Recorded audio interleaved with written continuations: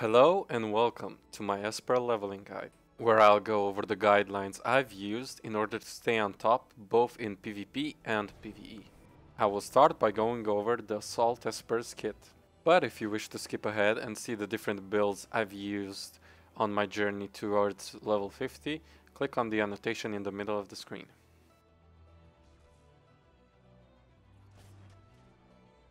Telekinetic Strike is our first builder we gain access to. Out of our builders, it does the most damage, and it's the fastest way to generate Psy points. Since it requires you to stand still while casting, make sure to use it only if you think you will be constantly in a safe position. In best case scenarios, you will be wanting to move at such an angle so that you're hitting as many targets at once as possible. Mind Burst is our signature move and our first Psy point finisher. It hits in a cone and is one of our hardest hitting abilities. Because of the tier 8 upgrade, it has excellent synergy with our AMPs.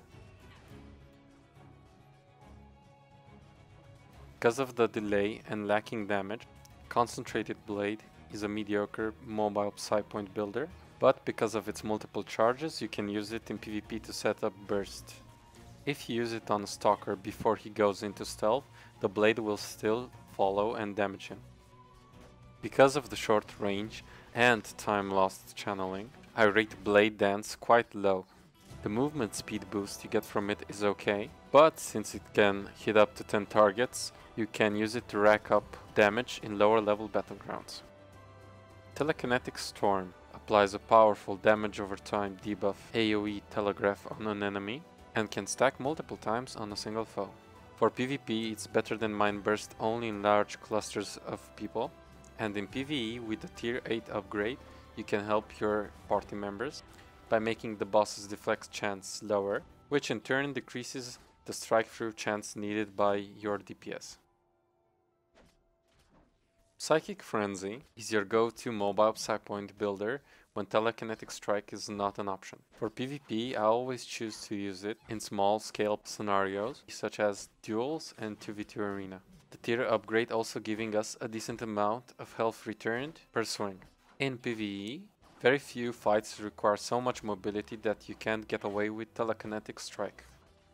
Illusionary Blades is a mobile version of your Telekinetic Strike, but because of its moderately long cooldown, it gets to be used situationally in PvE. The tier 8 upgrade improves its viability for PvP because it snares targets and you can double tap the ability to instantly cast it, but heavy point investment required is best put to use on other abilities.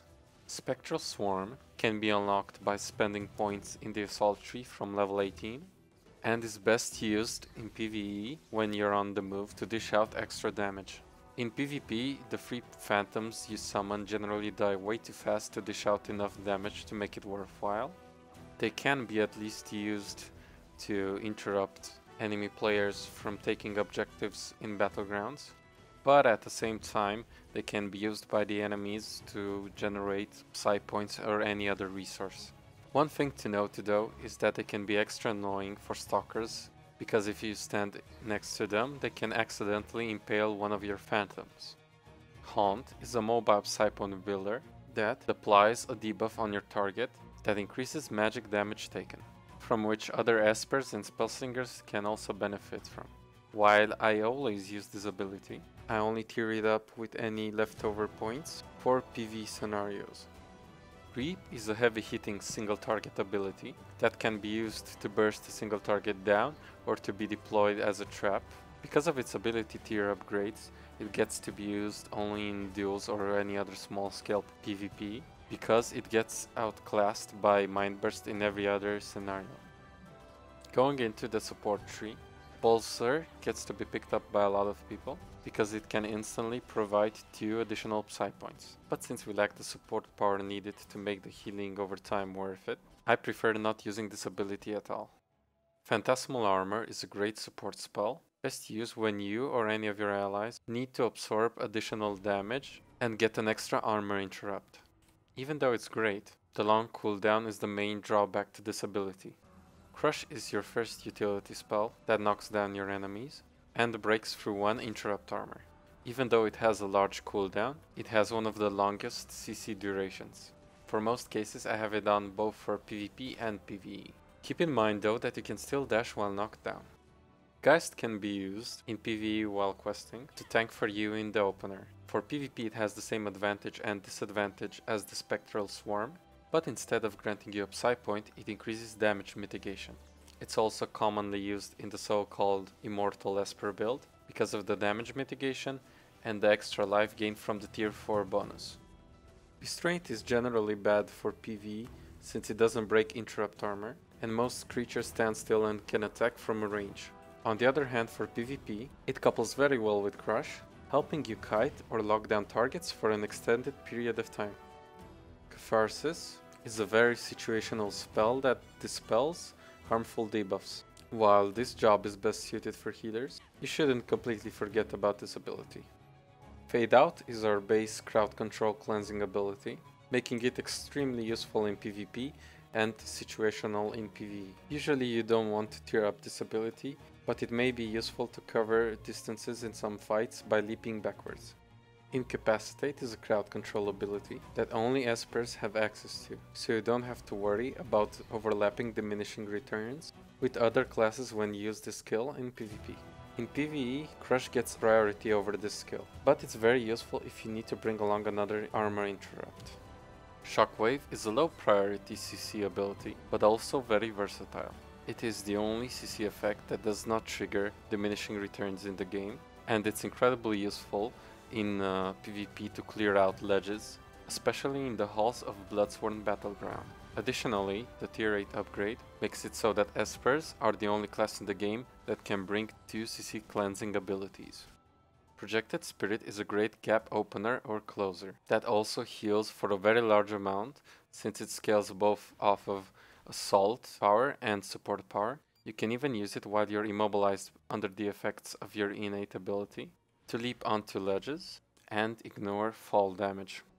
Last but not least, our innate ability, Spectral Form, grants us a shield, an interrupt armor, generates 1 Psy point instantly when activated, plus another 1 each second for 5 seconds. For PvP I use it whenever I can predict a CC incoming or need the extra burst damage potential or absorb, while in PvE I use it on cooldown for increased damage output, activating it at 4 Psy points.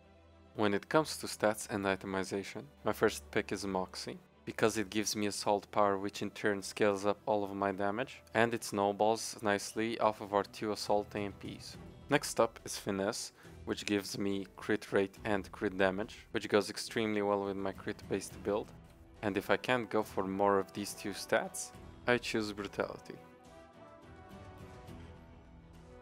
There's not much to it for the build at level 6, but you can rotate between using Geist for damage mitigation and Mind over Body, since it heals a lot at low levels. At level 11 I replace Concentrated Blades with Psychic Frenzy as my mobile Psy point builder and add Phantasmal Armor to the mix.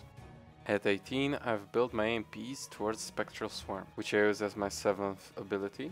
Additionally, I occasionally swap out Geist for Restraint if I need to lock down targets for a longer period of time, or Fade Out if I'm getting focused too much in PvP and need to break out of CCs. At 25 I use either my Telekinetic Strike, upgraded to tier 4 as my main Psy point builder in grouped PvE, and if I feel safe using it to dish out maximum amount of damage in PvP, or Psychic Frenzy, upgraded to tier 4 as a mobile Psy point builder, plus the extra life gain from the tier 4 upgrade helps me a lot in soloing prime mobs and small skirmishes in PvP.